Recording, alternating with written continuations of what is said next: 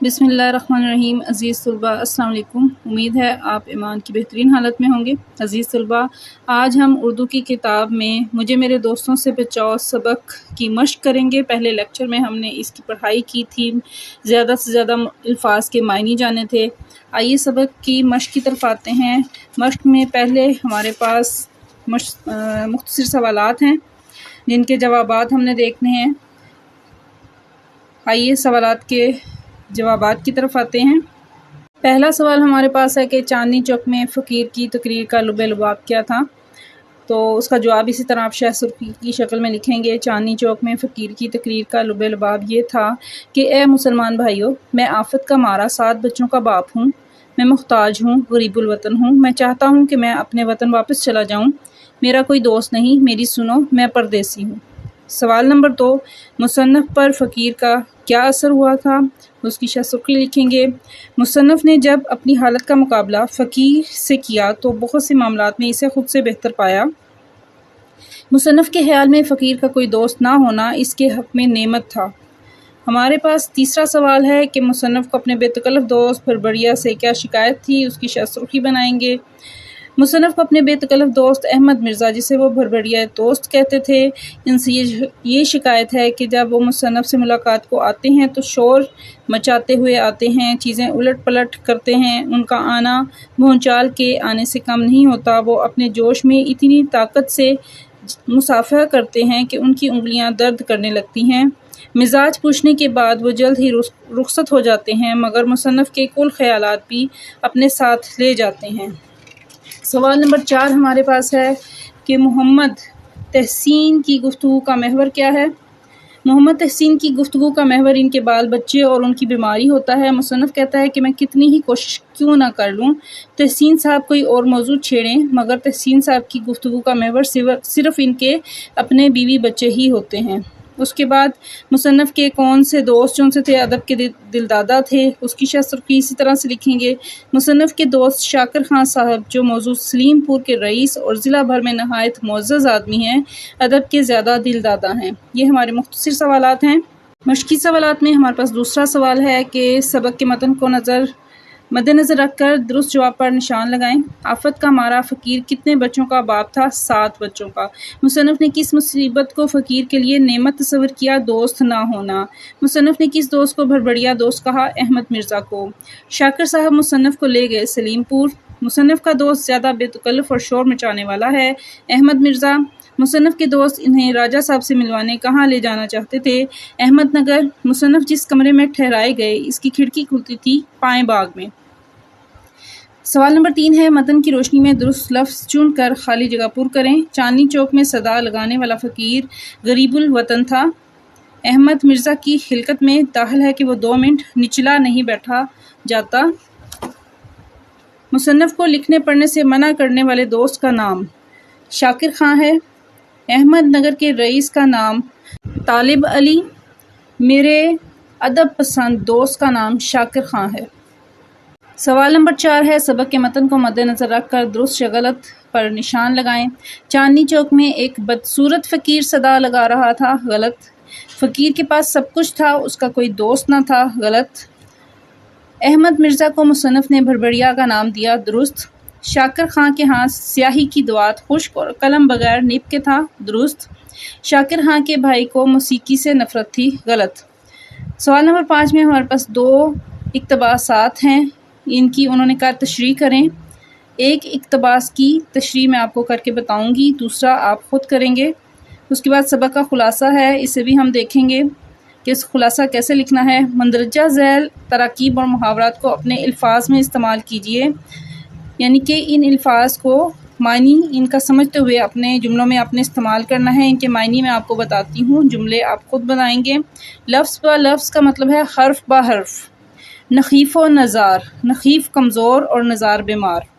زندگی دوبھر ہونا، زندگی مشکل ہونا، نچلا نہ بیٹھنا، آرام سے نہ بیٹھنا، کلیجے پر پتھر رکھنا، جبر کرنا خود پہ کسی چیز کے بارے میں یا مشکل سے کسی چیز کو برداشت کرنا، شایان شان، مرتبے کے مطابق ماتھا ٹھنکنا، برے حالات کا پہلے سے اندازہ ہو جانا، رطب اللسان، بہت زیادہ تعریف کرنے والا۔ اس کے بعد ہمارے پاس گرامر ہے، جملہ اسمیہ اور جملہ فعلیہ کی ترکیب نحوی۔ علم نحو وہ علم ہے جس میں ہم الفاظ کو جوڑتے ہیں اور اس کی ساخت پہ بحث کرتے ہیں۔ کسی جملے کے اجزاء الگ الگ کرنے اور ان کے باہمی تعلق کو ظاہر کرنے کو ترکیب نحوی کہتے ہیں۔ ترکیب نحوی کرنے سے پہلے یہ جاننا ضروری ہے کہ جملہ اسمیہ ہوتا ہے یا جملہ فعلیہ۔ اگر کسی شعر یا مصرعے کی ترکیب نحوی کرنا مقصود ہو تو اسے نثر میں تبدیل کرتے ہیں۔ ان کی ترتیب اس طرح ہوتی ہے: جملہ اسمیہ کی ترتیب، اس میں سب سے پہلے فعل ناقص آتا ہے، مبتدا، خبر اور پھر متعلق خبر۔ جملہ فعلیہ میں فعل تام، فاعل، مفعول اور پھر متعلق خبر ہوتی ہے۔ مثالوں سے وہ سمجھاتے ہیں کہ احمد ہوشیار ہے، اس میں ہے فعل ناقص ہے، احمد مبتدا ہے اور ہوشیار خبر ہے۔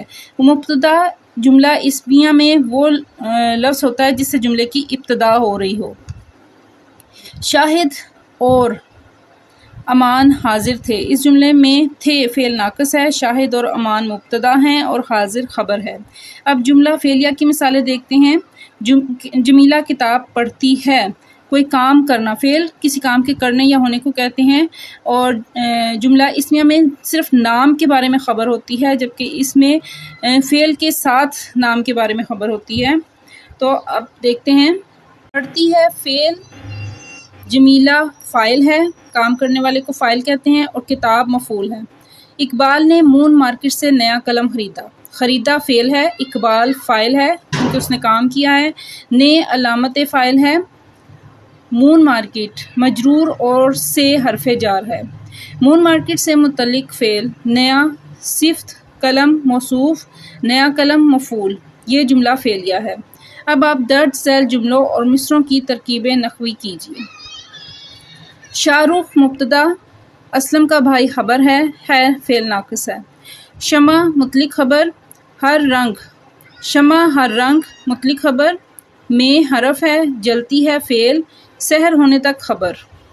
تندرستی مبتدا، ہزار نعمت خبر ہے فعل ناقص۔ رافعہ اور مومنہ، یہ رافعہ مومنہ فاعل ہیں اور حروف عطف، کتابیں موصوف، خریدنے گئیں خبر۔ شہرجار بیمار ہے، شہرجار مبتدا، بیمار خبر ہے فعل ناقص۔ اس کے بعد افسانے کی تعریف ہے، چونکہ مجھے میرے دوستوں سے بچاؤ ایک افسانہ ہے۔ یہ اس فرضی کہانی کو کہتے ہیں جو مختصر، دلچسپ اور واقعاتی لحاظ سے زندگی کے کسی پہلو پر روشنی ڈالے۔ اس کے کردار فرضی ہوتے ہیں لیکن حقیقی نظر آتے ہیں۔ اس کی طوالت اتنی ہوتی ہے کہ ایک نشست میں پڑھا جا سکتا ہے۔ وحدت تاثر اس کی بڑی خوبی ہوتی ہے۔ عزیز طلبہ، سبق کے مشق میں سے ہم نے سوالات پڑھے ہیں۔ آئیے اب ان سوالات کی طرف آتے ہیں جو تشریح پہ اور خلاصے پہ مشتمل ہیں۔ سوال نمبر 5 اور 6، اس کی پڑھائی دیکھتے ہیں۔ پہلا پیراگراف، دیکھو پرانی دوستی کا واسطہ ہے سے لے کر کون سی نعمت چاہتا ہے۔ یہ پیراگراف ہمارا یہاں سے سٹارٹ ہوتا ہے، دیکھو پرانی دوستی کا واسطہ ہے اور خدا جانے وہ کون سی نعمت چاہتا ہے۔ یہاں تک پیراگراف کی انہوں نے تشریح کہا ہے کریں۔ اس پیراگراف پہ پہلے تھوڑا سا غور کرتے ہیں۔ یہ 7 لائنوں پر مشتمل پیراگراف ہے۔ اس کا ہم نے 3 گنا زیادہ کر کے اس کی تشریح کرنی ہے۔ کیسے کریں گے آئیے سمجھتے ہیں۔ تشریح پیراگراف کا طریقہ آپ کے سامنے ہے کہ عبارت اسی طرح سے آپ نے لکھنی ہے جیسے میں نے پہلے بتایا تھا۔ حوالہ متن میں آپ سبق کا عنوان، مصنف کا نام، صنف سخن اور ماخذ لکھیں گے۔ سبق کا نام اکثر بچے یہاں پہ لکھ دیتے ہیں جو کہ نہیں لکھنا، سبق کا عنوان ہوتا ہے۔ مجھے میرے دوستوں سے بچاؤ، مصنف سجاد حیدر جلدرم، صنف سخن میں یہ افسانہ ہے، ماخذ اس کا خیالستان ہے، خط کشیدہ الفاظ کے معنی 5 الفاظ نکالے گئے ہیں، تصنیف لکھی گئی کتاب، خوام خواہ ناچار زبردستی، ریویو تبصرہ یا تنقید کرنا، تعجب حیرت حیرانی، نخیف و نزار کمزور اور بیمار۔ یہ مشکل الفاظ تھے۔ اب جس پیراگراف کی تشریح کرنے ہیں اسے دیکھتے ہیں کہ اس میں ہمیں کیا تبدیلی کرنی ہے؟ دیکھو پرانی دوستی کا واسطہ دیتا ہوں، مجھے اس وقت ضرورت ہے، تھوڑا سا روپیہ قرض دو۔ کیا اس کے احباب وقت بے وقت اسے دعوتوں اور جلسوں میں کھینچ کر نہیں لے جاتے؟ کیا کبھی ایسا نہیں ہوتا کہ اسے نیند کے جھونکے آ رہے ہوں مگر یار دوستوں کا مجمع ہے جو قصے پر قصہ اور لطیفے پر لطیفہ کہہ رہے ہیں اور اٹھنے کا نام نہیں لیتے؟ کیا اسے دوستوں کے خطوں کا جواب نہیں دینا پڑتا؟ کیا اس کے پیارے دوست کی تصنیف کی ہوئی کتاب نہیں کیا اس کے دوست کی کوئی تصنیف کی ہوئی کتاب نہیں جو اسے خواہ مخواہ پڑھنی پڑے اور ریویو لکھنا پڑے؟ کیا اسے احباب کی وجہ سے شور مچانا اور ہو ہک کرنا نہیں پڑتا؟ کیا دوستوں کے ہاں ملاقات کو اسے جانا نہیں پڑتا؟ اگر نہیں جائے تو کوئی شکایت نہیں کرتا؟ اگر ان سب باتوں سے وہ آزاد ہے تو کوئی تعجب نہیں کہ ہٹا کٹا ہے اور میں نحیف و نزار ہوں۔ یا اللہ، کیا اس پر بھی وہ شکر ادا نہیں کرتا؟ خدا جانے وہ کون سی نعمت چاہتا ہے۔ پیراگراف پڑھنے کے بعد سب سے پہلا تاثر دیکھنا ہے کہ ہمارے پاس کیا آتا ہے۔ ہمارے پاس پہلا تاثر یہ آتا ہے کہ تمام کا تمام پیراگراف سوالیہ انداز میں کیا گیا ہے، تو تشریح کرتے وقت ہم اس چیز کو بھی ظاہر کریں گے کہ یہ پیراگراف سوالیہ انداز میں لکھا گیا ہے۔ تشریح سٹارٹ کرتے ہیں۔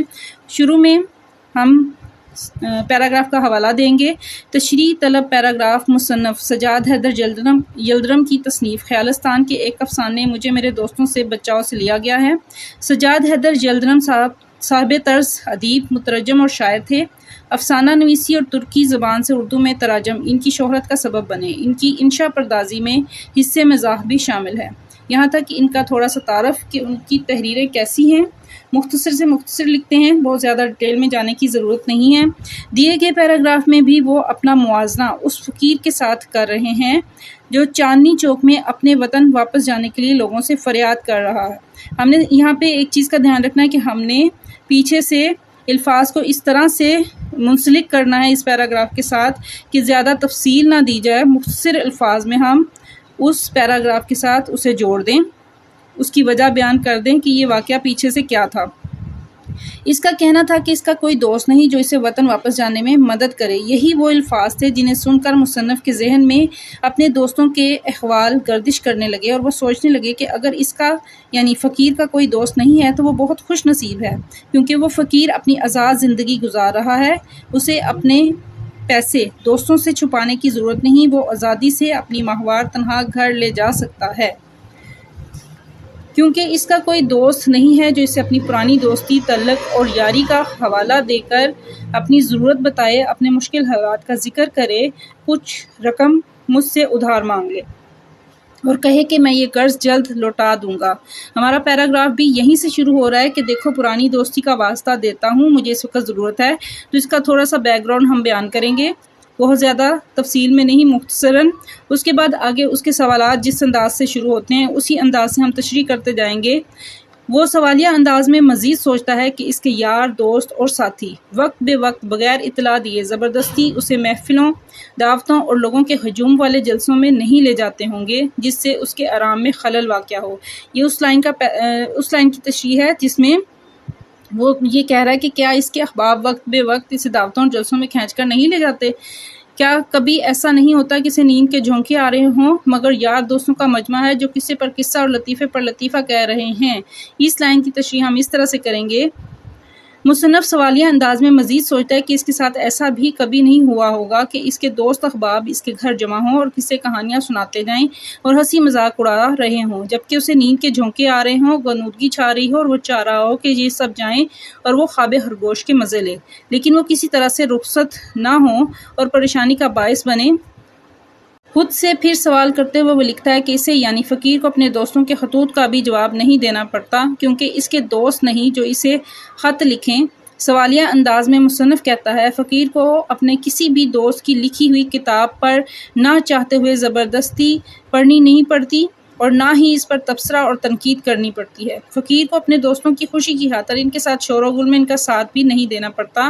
مصنف سوالیہ انداز میں کہتا ہے کہ فقیر کو اس بات کا سامنا بھی نہیں کرنا پڑتا کہ وہ اپنے دوستوں کے احوال جانے، ان سے ملاقات کرنے، ان کے گھر ضرور چکر لگائے، اور اگر وہ لمبے عرصے تک نہ جائے تو دوستوں کی شکایتوں کے انبار نہیں لگتے۔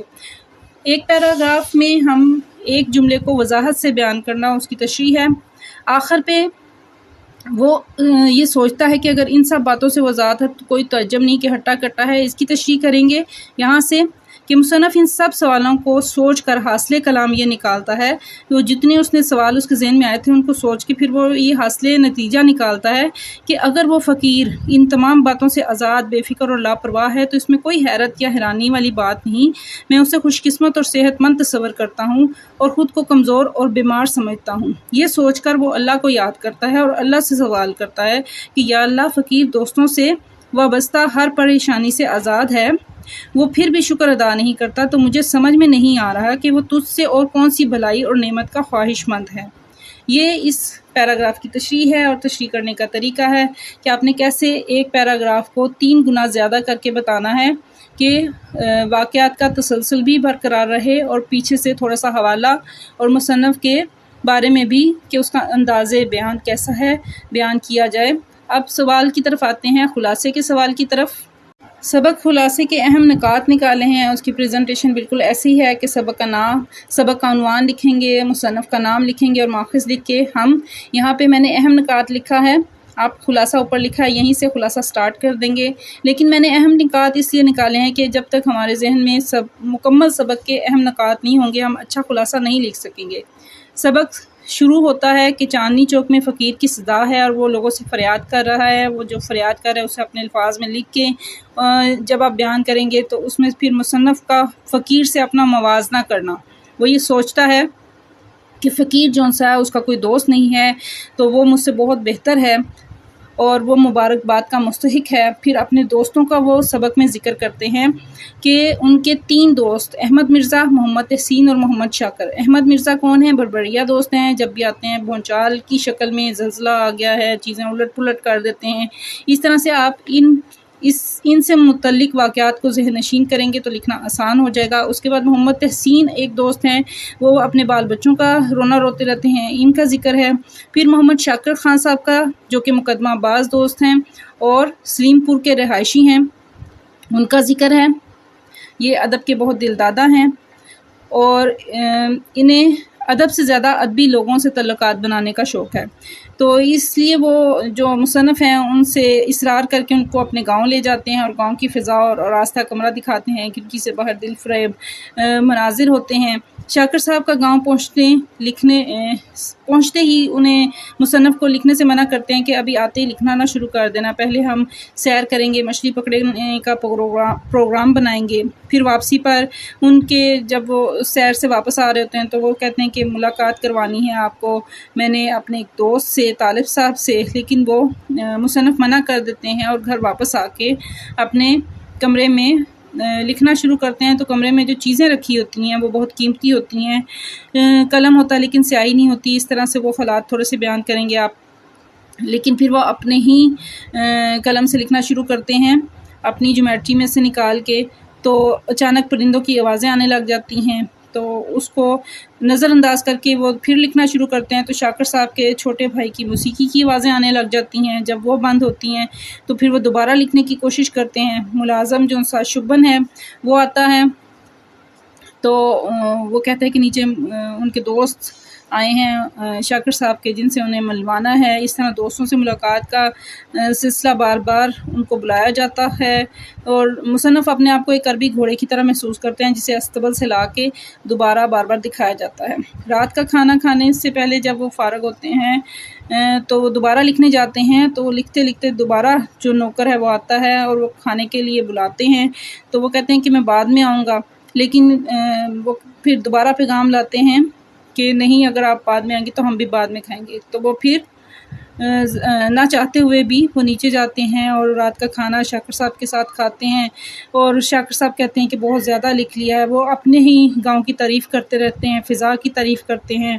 تو مصنف ان تمام باتوں سے ان کی طبیعت جو ان سے اکتا جاتی ہے، وہ دل جمی سے کام نہیں کر سکتے اور پھر دوست کو ناراض کر کے واپس لوٹ جاتے ہیں، یہ سوچتے ہوئے کہ مجھ پہ احسان جو نہ کرتے تو یہ احسان ہوتا۔ یہ تمام نکات اگر آپ کے خلاصے میں موجود ہوں گے تو آپ کا خلاصہ بہت اچھا ہوگا۔